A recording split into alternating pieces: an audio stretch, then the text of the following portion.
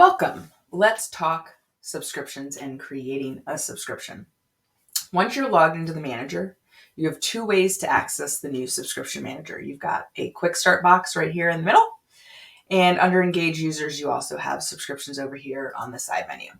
Once you click on it, it's going to open into a new tab. This is the new membership manager.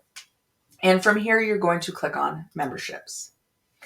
As you can see, I've already got some memberships or subscriptions created, but we're going to create a new one today. So I'm going to click create, and now I need to name my subscription or membership. And in this particular instance, I'm going to create a subscription. I'm going to call it a Classic Twilight Weekday Pass. I could add a max quantity. Maybe I want to limit this to a certain number of customers. So I'm going to add in 100 in this particular instance, since we want to be cognizant of how many of these memberships we give out. But if I don't set that, it will be unlimited, which means everyone and anyone can ultimately purchase. Now I'm going to add in my image. Oops, drop in my image here. And then I'm going to type in some preview text. Now, this is important because this is what your customers will ultimately see when they first look at your subscription list in the app. So you want to inform, but also make it enticing so that they click to learn more and hopefully ultimately purchase. So I'm going to plop in my preview text here. Descriptions is really important. This is what is ultimately going to provide the full details regarding the subscription or membership. So I'm going to type that in now, and I'm going to adjust this. You've got a great WYSIWYG editor here, so you can add bullets, you can bold, you can italicize, you can underline, do all of that great stuff. And then in this particular instance, I am going to add in some legal. Now you have two ways of adding it. You could add it down in the legal spot, which makes it a little bit smaller in font size, or you could add it up in the description and just italicize it to, again, highlight that it's legal. But I am going to utilize the great legal box that we have down here. Now, what's really important is if you are not ready to launch this membership, you want to make sure that you toggle this off so that it won't be visible in the app once we ultimately save it here. So I'm now going to hit save, and we've got a couple more steps that we need to do. So we've now initially created the information behind our pass. Now we need to apply pricing. So there's a couple options here.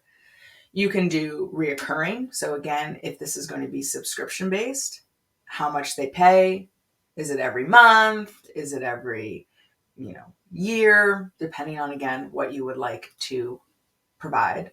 Or you could do a one-time. So again, this is a flat one-time price.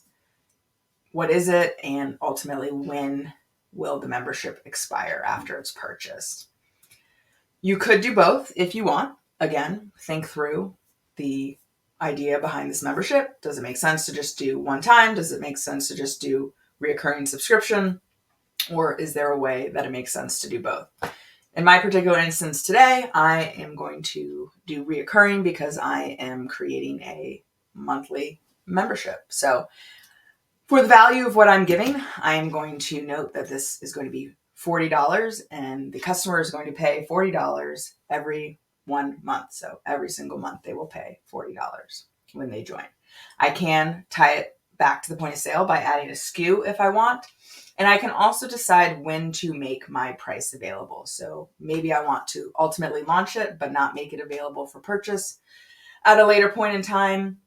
I can also stop when people can ultimately purchase the membership as well. So again, I can set a start and an end. But in this particular instance, I'm not going to do that. As soon as I turn on my membership, I want people to be able to purchase it right away. So now I'm going to hit save. And so there's my price. It is available for purchase. The next step that I need to do is add in my rewards. So what are they going to get on a monthly basis? In this particular instance, and it's important to note that you need to go check out how to create rewards, because those rewards already need to be created. If you were to click on need to create a new reward, it will obviously pop you into a new window and you can create that. You'll just need to come back to this membership to ultimately apply them. So from our benefits that we provided, we were providing 1 free round after 2 p.m. We were providing 3 small range buckets and 1 non-alcoholic drink ticket. So I am going to select my weekday round. And again, we're giving 1 round.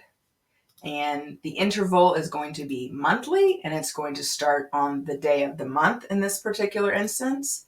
And it's going to start on the 1st. So you can see right here, which really highlights how this will ultimately work. If I were to purchase the membership on July 11th, I will obviously get my benefits that day, but then moving forward, I will get them on the 1st of the month. It's important to note that you want it to require an active membership, so they have to have an active membership in order to be able to redeem these rewards. I would not toggle persist rewards on unless you want to let them carry the rewards over month. In this instance, I don't. I want to create a sense of scarcity and that they need to use that reward in that month. So now all I need to do after that is hit save. And now my reward is applied, and you can see that it is now going to be a weekday round and is going to be applied monthly on the 1st day of the month. Need to add my additional rewards here. So I'm going to add my non-alcoholic drink ticket. Again, monthly. It's going to start on the 1st day of the month. And I'm going to hit save there. And I need to add my last one, which is the range bucket. And for this one, we noted that we are going to give a quantity of 3. So again, I just adjust the quantity. It's going to continue to be monthly, day of the month on the 1st. And I will save that. Now we have created our price, we've created our rewards, and we've created all the info. If we are good to go, we now need to go back to info, and we need to make it visible in the app so our customers can see it, and most importantly, be able to purchase it.